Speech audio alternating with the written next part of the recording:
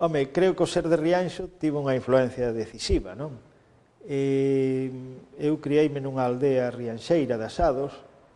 onde as primeiras lembranzas, digamos, ca versión literaria e culta do galego, foron a través dun grupo teatral que se fundou ali no ano 33 polos curmáns de Castelao, que despois serían asesinados no 1937, e que fundaron o grupo de teatro Airiños. Entón, eu de pequeno,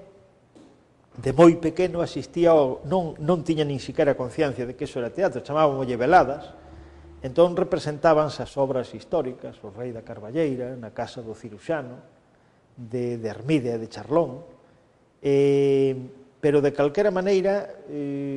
creo que a toda a miña xeración o marcou decisivamente. Despois, ese mesmo grupo de teatro representou Mal de Ollo, representou a Fiestra Valdeira xa nos anos 60, pero probablemente foi a primeira vez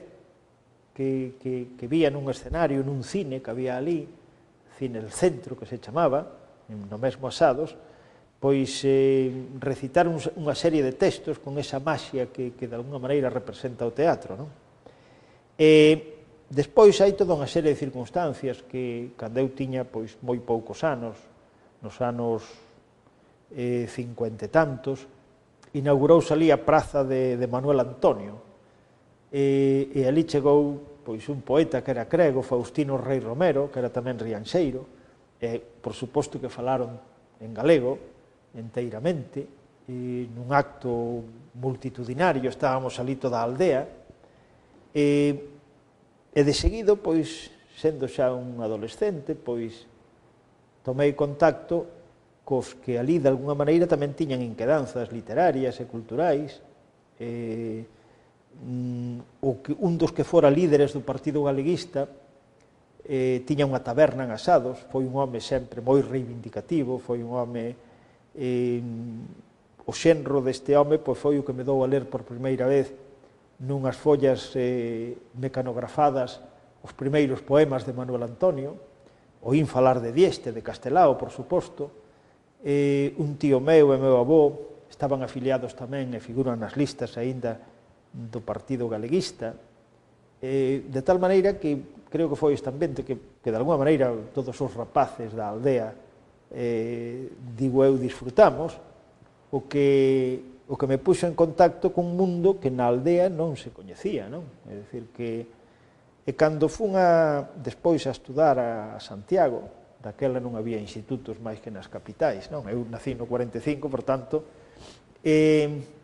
claro, ali ven que toda a miña cultura da aldea, todas as miñas relacións sentimentais, afectivas e demais, pois non tiña cabida naquel mundo, non? Todo o mundo pois falaba castelán, e de alguma maneira a aldea estaba como agochada, non existía, non? É dicir, ese mundo que eu de pequena e de adolescente vivira, non é que mo transmitira a ninguén, senón que, lóxicamente, vivín ali, non? Pois tive unha etapa realmente, eu creo que de crise interior, non? Facíame meditar bastante, pero, bueno, afortunadamente, eu despois atopei compañeiros e amigos moi concienciados políticamente e acabei encontrando a todo ese mundo pois un sentido reivindicativo, un sentido ideolóxico, non? Repito que desde que empecé a estudar prácticamente na universidade, pois inmediatamente se despertou en min todo eso e acabei encontrando un sentido. Incluso estando xa estudando en Salamanca, filoloxía, pois fuxindo da represión policial da época, veu un rapaz dos fundadores da UPG, de Ourense, para a miña, tíbeno na miña agachado, e deixoume os primeiros panfletos en galego da UPG. Uns panfletos que despois, nas vacacións do Nadal, pois repartimos uns compañeiros meus, un panadeiro, un rapaz que andaba navegando, compañeiros e amigos meus actualmente, como é natural, e que os repartimos pola vila, non? E ainda conservamos lembranzas de toda esa época, e a partir de aí, como é natural, pois eu escribín os primeiros artigos pois no ano 60 e algo, debía ter eu 18 anos,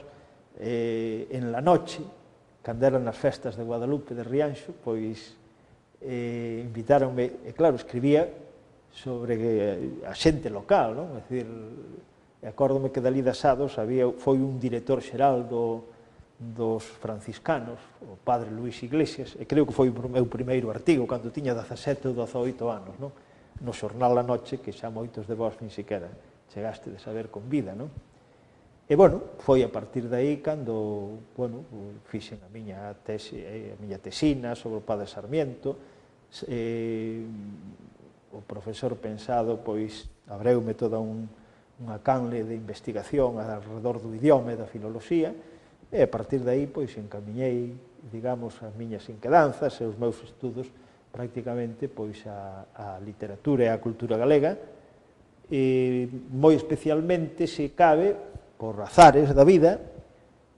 a través da viúva de Rafael Dieste, pois, a través da literatura e da cultura do exilio, non? Iso é todo, non?